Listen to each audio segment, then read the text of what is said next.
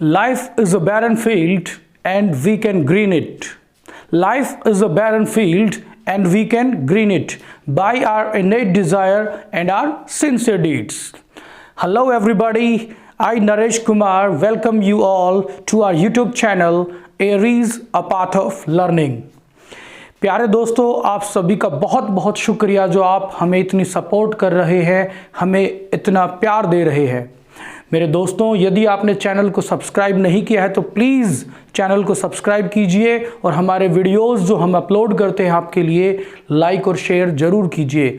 It motivates each and everybody who is a part of this channel Aries a path of learning.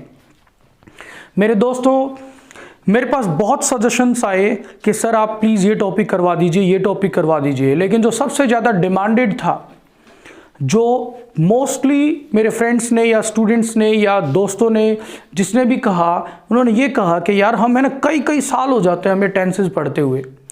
हम 6th class से लेते हैं, 7th 8th 9th 10th 11th 12th, लगभग 7-8 साल हम tenses पढ़ते हैं, but actually we do not understand what tense is all about.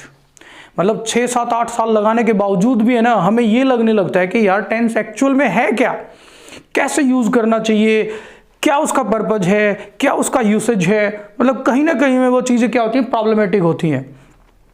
तो मेरे दोस्तों, मैं आप सबके प्यार के लिए, सबकी सपोर्ट के लिए, आप सबकी हेल्प के लिए यही टॉपिक आज शुरू करूंगा जो आपको अवश्य मदद करेगा ये समझने के लिए कि टेंस एक्चुअल में है क्या।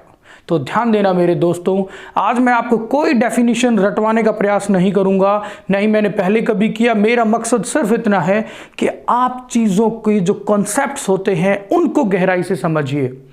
रट्टू तोता मत बनिए, do not be a cramming parrot, just try to understand the depth, just try to enhance the knowledge related to its concepts. तो ध्यान दीजिएगा मेरे दोस्तों, हम शुरू करते हैं टेंसेज को।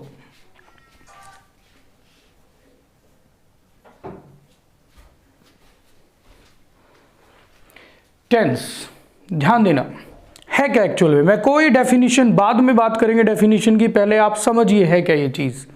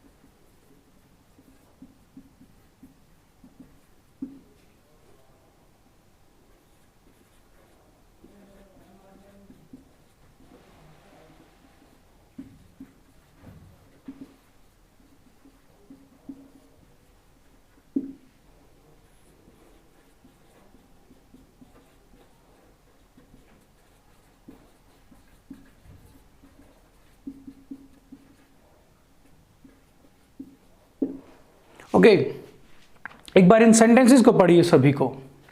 शी राइट्स स्टोरीज, वो कहानियां लिखती है। She is writing a story, वो एक कहानी लिख रही है। She has written many stories, उसने बहुत सारी कहानियां लिखी हैं।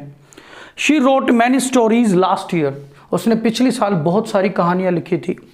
She will write a story next week, अगले वीक, अगले सप्ताह वो एक कहानी लिखेगी। तो प्लीज़ ध्यान देना, आप ये महसूस कीजिए कि जो आपको डिफरेंस नज़र आया है इन सेंटेंसेस के अंदर, इन दीज 5 सेंटेंसेस, वो डिफरेंस एक्चुअल में किसकी वजह से है। क्या वो शी की वजह से आया या स्टोरीज या स्टोरी की वजह से आया।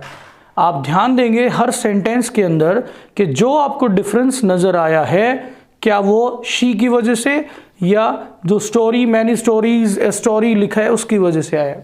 तो आप खुद को जो जवाब देंगे वो ये मिलेगा आपको कि नहीं, ये जो डिफरेंस आया है वो ना ही तो शी की वजह से आया, ना स्टोरी या स्टोरीज की वजह से आया।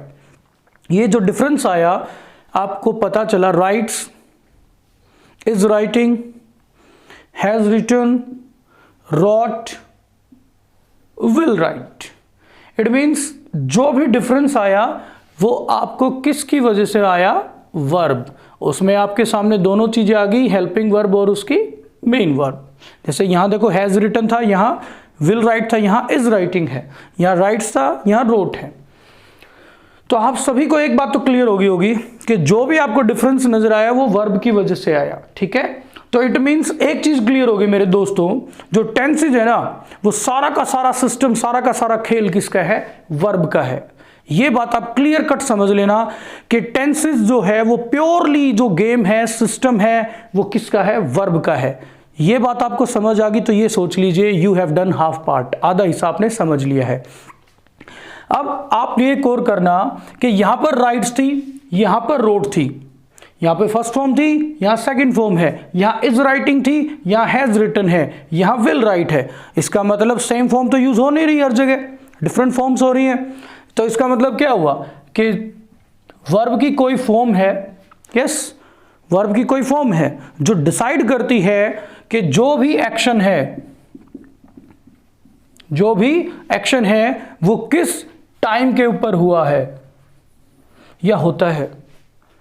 The form of a verb which describes the time of an action।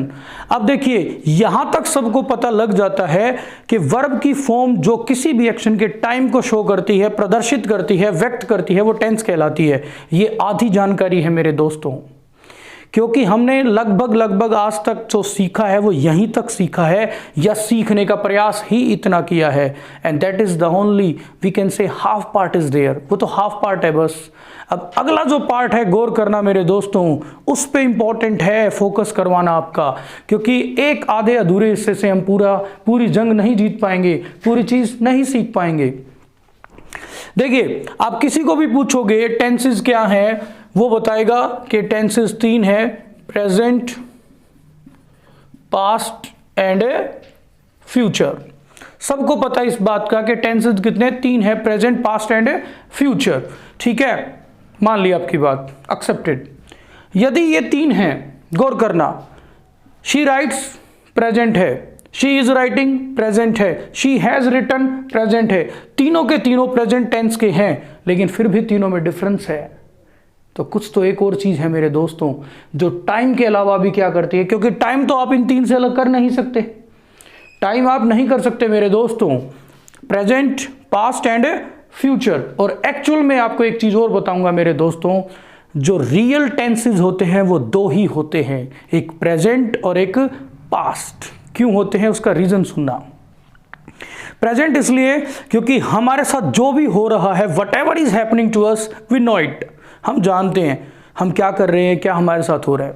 हमारे साथ जो कुछ हुआ, जो हमने किया, वी नो इट, उसे भी हम जानते हैं। लेकिन whatever is going to happen, जो कुछ होने वाला है, we don't know anything about it, हम उसके बारे में तो कुछ नहीं जानते। जो फ्यूचर टेंस होता है मेरे प्यारे दोस्तों, फ्यूचर टेंस कंप्लीटली, याद रखना मेरे शब्दों को, कि जो फ्यूचर टेंस है वो कंप्लीटली आपके जो प्लान्स हैं, आपकी जो इमेजिनेशन है, आपके जो ड्रीम्स हैं, समझ गए होगे, प्लान्स, इमेजिनेशंस, ड्रीम्स, जो फ्यूचर से रिलेटेड आप जो भी प्लान करते हो, ड्रीम करते हो, इमेजिन करते हो, सब के सब क्या है? प्योरली, बिल्कुल भविष्य की ऐसी योजनाएं जिसके बारे में आपको कुछ नहीं पता, भविष्य की ऐसी कल्पनाएं, भविष्य के ऐसे प्लान्स। ठीक है, तो फ्यूचर रियल टेंस नहीं होता मेरे दोस्तों। ठीक है, that is completely based on your imaginations, plannings and your dreams. Okay, तो एक बात क्लियर कट होगी, जो रियल टेंसेज होते हैं वो कितने होते हैं? 2, प्रेजेंट एंड पास्ट। अब याद कीजिए मैंने आपको बताया था कि एक पार्ट के ऊपर सब फोकस करते हैं, किसके ऊपर? कि कोई भी वर्ब की फॉर्म जो किसी एक्शन के टाइम को शो करती है वो टेंस होती है। ये आधी जानकारी थी।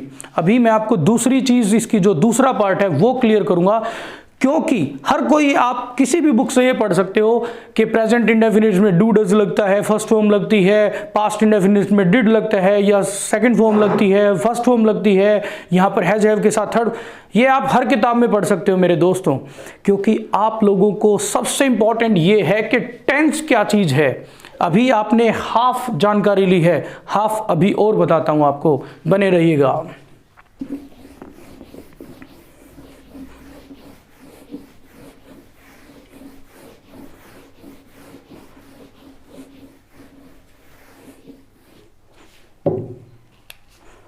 तो ध्यान दीजिएगा, अब आपको दूसरा पार्ट समझ में आएगा कि कौन सा ऐसा पार्ट है जो अक्सर क्या होता है, विच इज ओवरलुक्ड ऑफन, जिसको अक्सर क्या होती है, अनदेखी होती है, जिसकी ध्यान दीजिएगा।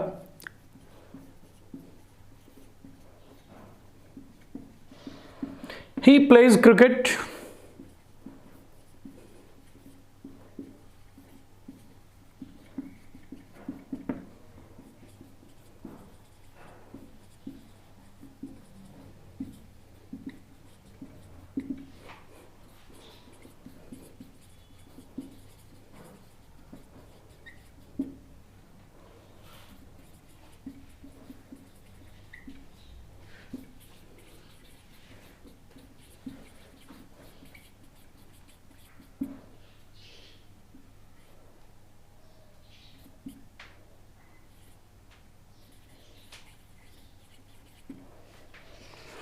अभी सेंटेंसेस को पढ़ना। He plays cricket, he is playing cricket, he has played cricket, he played cricket last year, he will play cricket tomorrow.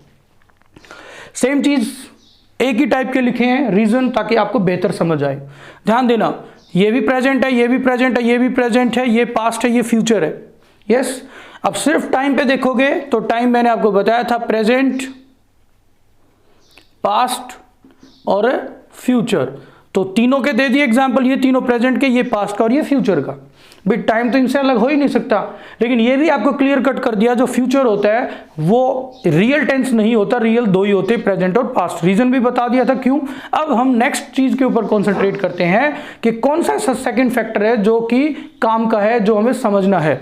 ध्यान दीजिएगा, आप सभी ने आज तक ये सारी चीजें पढ़ी हैं, इंडेफिनिट, कॉन्टिन्यूअस, परफेक्ट और परफेक्ट कॉन्टिन्यूअस। सबने पढ़ी है? यस, कोई ऐसा नहीं है जो ये कह के नहीं पढ़ी, सबने पढ़ी है। तो आप लोगों को ये पता चल गया कि प्रेजेंट के अंदर भी ये सारी चीजें हैं, पास्ट के अंदर भी ये सारी चीजें हैं और फ्यूचर के अंदर भी ये सारी चीजें हैं। तो अब एक प्रश्न जो है वो ये है कि यदि जो वर्ब की फॉर्म सिर्फ किसी भी एक्शन के टाइम को शो करती, मान लो सिर्फ टाइम को, तो प्रेजेंट, पास्ट और फ्यूचर में खेल खत्म हो जाता। यस, मामला क्या हो जाता, हल हो जाता। तो ये चीजें कहां से आई, सोचो, थिंक। असली मुद्दा तो यही है मेरे दोस्तों कि ये चारों चीजें प्रेजेंट में भी हैं, पास्ट में भी हैं, फ्यूचर में भी हैं। तो जो ये चीज आई, ये क्यों आई, किसी न किसी एक नीड की वजह से आई। वो क्या है, अब ध्यान से सुनना। एक ऐसी चीज है मेरे दोस्तों जो अक्सर अनदेखी होती है, वो करना। यहां देखिए, आपको ये नहीं पता आपका जो एक्शन है वो किस टाइम पे होता है, बस आपको ये पता है कि वो क्रिकेट खेलता है, सुबह खेलता है, शाम को खेलता है, कुछ नहीं पता, सिर्फ पता है कि खेलता है। यहां देखिए, आपको ये पता है कि वो अभी क्रिकेट खेल रहा है। यस, वो अभी क्या कर रहा है, क्रिकेट खेल रहा है। इसका मतलब यहां पर जो आपका एक्शन था उसका कुछ नहीं पता, किस मोमेंट पे है, किस आई मीन टू से कि वो किस स्टेट में है, किस अवस्था में। लेकिन यहां पता है कि दैट इज कंटिन्यूड, वो कंटिन्यू है। यहां आपको पता चला कि वो कंप्लीटेड है, कंप्लीटेड एक्शन है। यहां पर ये आपको पता चला कि कंप्लीटेड है। यहां पर आपका एक्शन क्या है, शुरू भी नहीं हुआ अभी तक, येट टू बी स्टार्टेड। तो सेकंड फैक्टर था जो मैंने कहा था, जिसकी अक्सर अनदेखी होती है। पहला फैक्टर क्या था, जो आप सब जानते हो कि किसी भी एक्शन का टाइम। जो सेकंड फैक्टर है मेरे दोस्तों, जिसको अक्सर अनदेखी होती है, जिसकी, वो है स्टेट ऑफ दैट एक्शन। अब ये क्या था, टाइम ऑफ एक्शन, और दूसरा क्या था, स्टेट ऑफ दैट एक्शन। कैसे, यहां पर देखोगे कुछ नहीं कह सकते, कॉन्टिन्यूड है, शुरू हो चुका है, कितने बजे शुरू होता है। यहां पर वो क्या है, रनिंग मोड पे है। यहां पर वो क्या है, कंप्लीटेड स्टेट में है। और यहां पर क्या है, येट टू बी स्टार्टेड, अभी शुरू भी नहीं हुआ है। तो इसका मतलब टाइम ऑफ एक्शन के साथ एक और जो फैक्टर है वो क्या है, स्टेट ऑफ दैट एक्शन। कई बुक्स में आपको यह भी मिल सकता है, degree of completeness, degree of completeness, कि वो किस डिग्री में है कंप्लीटनेस की। शुरू भी नहीं हुआ, रनिंग मोड पे है, शुरू है पता नहीं किस में, या फिर क्या है, कंप्लीटेड है। समझ गए? तो दोनों फैक्टर याद रखना मेरे दोस्तों। जो टेंसेज है वो रियल में क्या होता है कि वर्ब की एक ऐसी फॉर्म होती है जो किसी भी कार्य के, किसी भी एक्शन के दो चीजों के ऊपर, दो पहलुओं पर काम करती है। एक तो उसका टाइम और दूसरी उसकी स्टेट, अवस्था, किस अवस्था में, किस डिग्री में है वो। ठीक है? तो the form of a verb that shows, which shows the time of an action and its degree of completeness, or we can say the state of that particular action। तो ये था मेरे दोस्तों के टेंस एक्चुअल में चीज क्या है। तो ध्यान दीजिएगा, हम इसकी आगे वाली चीजें अभी पढ़ते हैं, गौर कीजिएगा, बने रहिएगा।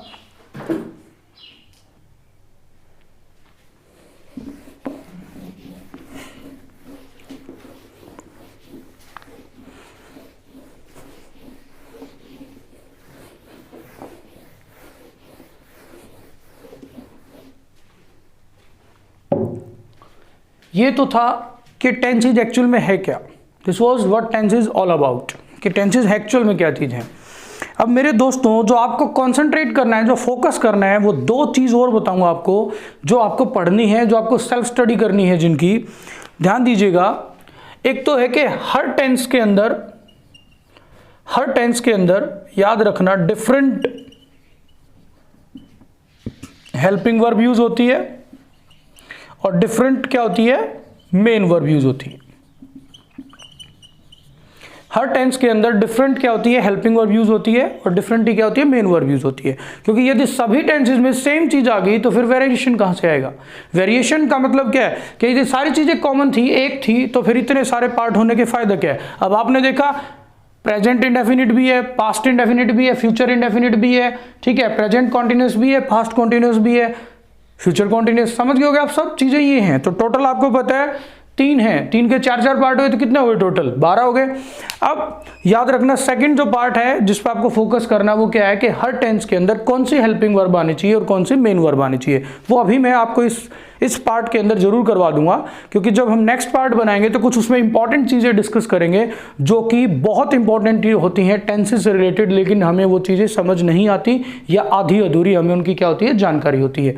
तो अभी हम आपको बताते हैं कि किस टेंस में कौन सी हेल्पिंग वर्ब यूज होनी चाहिए और कौन सी मेन वर्ब यूज होनी चाहिए। ध्यान दीजिएगा मेरे दोस्तों,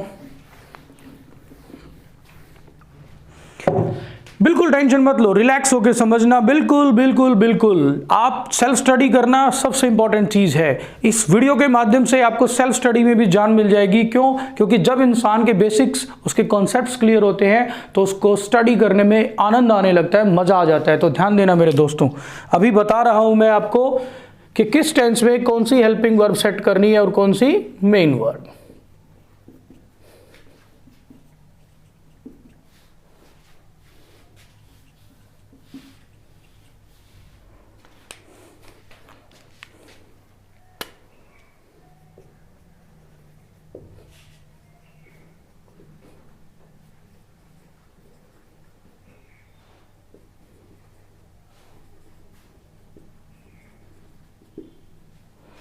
ध्यान देना दोस्तों, देखिए इंडेफिनिट कॉन्टिन्यूस, परफेक्ट और परफेक्ट कॉन्टिन्यूस प्रेजेंट में भी हैं, पास्ट में भी हैं और फ्यूचर में भी हैं।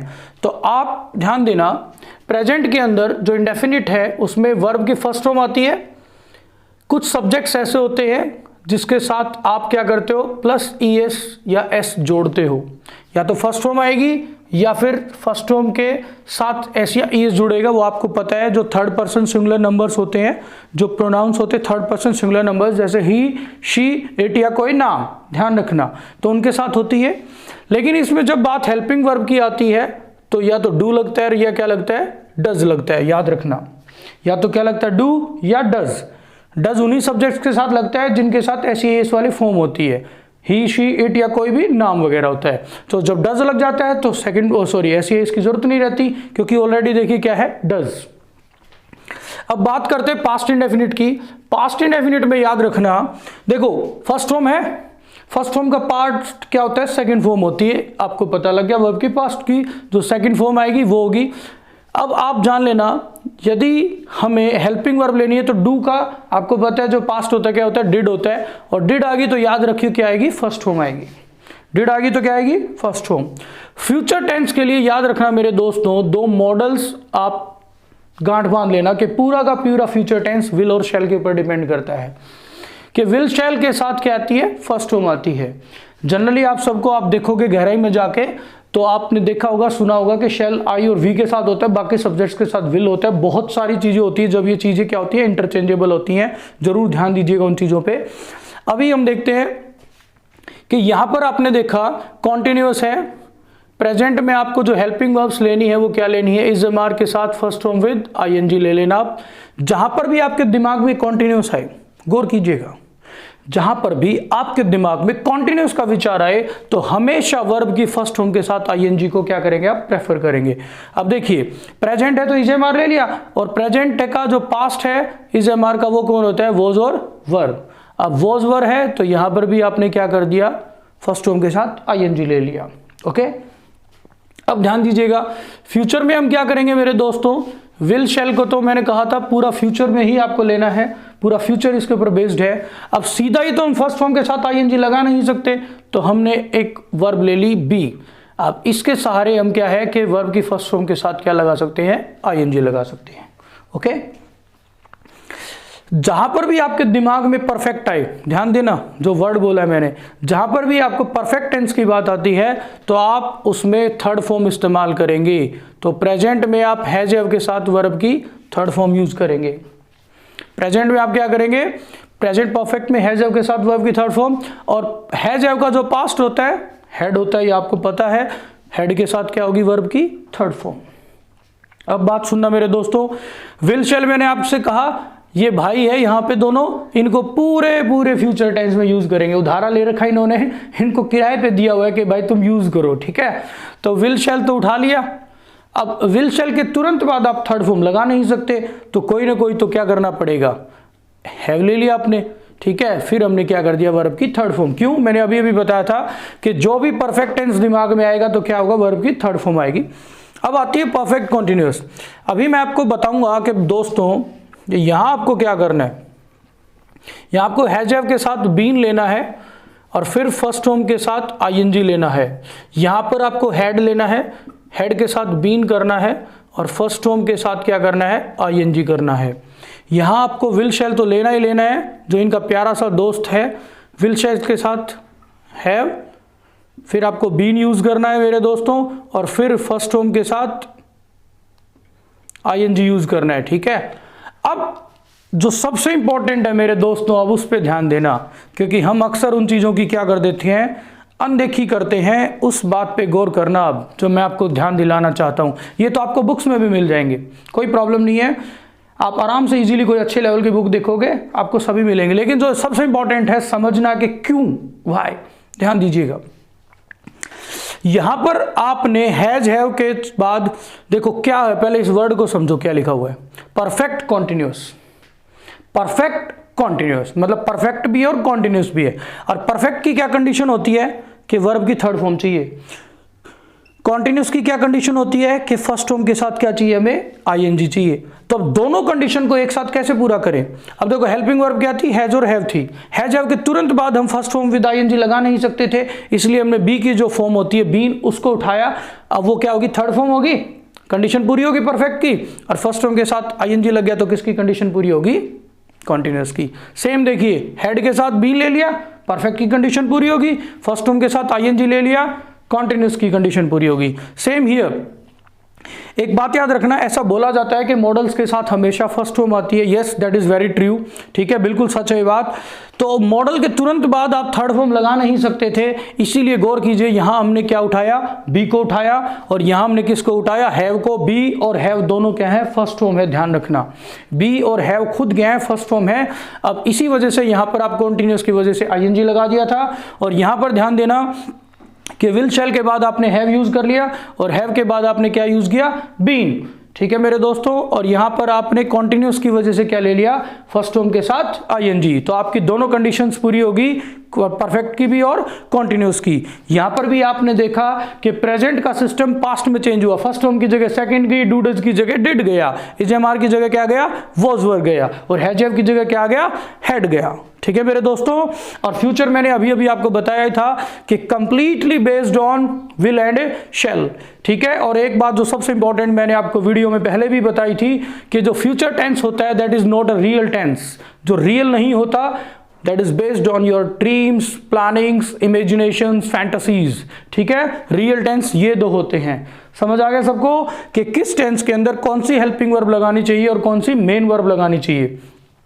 अब आपको एक इंपॉर्टेंट बात बताऊंगा जो आप लोगों को शायद पता है तो बहुत बढ़िया, नहीं पता तो अब पता लग जाएगी, क्योंकि मुझे लगता है कि ये बात मुझे आपसे शेयर जरूर करनी चाहिए, क्योंकि कुछ बच्चे, कुछ स्टूडेंट्स, कुछ लोग बेचारे परेशान हो जाते हैं इस चीज़ को लेकर। मैं अभी बताता हूँ आपको, ध्यान देना उस चीज़ को। सबसे इंपॉर्टेंट चीज देखना, एक तो ना ये SEIS के चक्कर में फंस जाते हैं। याद है हमने सब्जेक्ट वर्ब एग्रीमेंट में देखा था कि जो सिंगुलर सब्जेक्ट्स हैं उन्हीं के साथ सिंगुलर वर्ब लगती है और वर्ब के साथ SEIS लगता है तो वो क्या बनती है, सिंगुलर बनती है। ये तो क्लियर कर दिया था आपका। अब वो सब्जेक्ट्स याद रखना, थर्ड पर्सन और सिंगुलर नंबर जिनको हम बोलते हैं ही, शी, इट, दिस, दैट, या कोई क्या हो, किसी का नाम हो, याद रखना, ठीक है। जैसे ही प्लेज चेस, ठीक है। शी राइट्स स्टोरीज, मोहन, ठीक है, मोहन पनिशेस हिज स्टूडेंट्स। एक तो आपको ये क्लियर हो गया कि जो प्रेजेंट इंडेफिनिट टेंस है, प्रेजेंट इंडेफिनिट, उसके अंदर जो SEIS लगता है वो जनरली ये सब्जेक्ट्स याद रखना आप सब, जिनको हम थर्ड पर्सन सिंगुलर नंबर्स बोलते हैं, ठीक है। और सेकंड चीज याद रखना कि जनरली प्रेजेंट इंडेफिनिट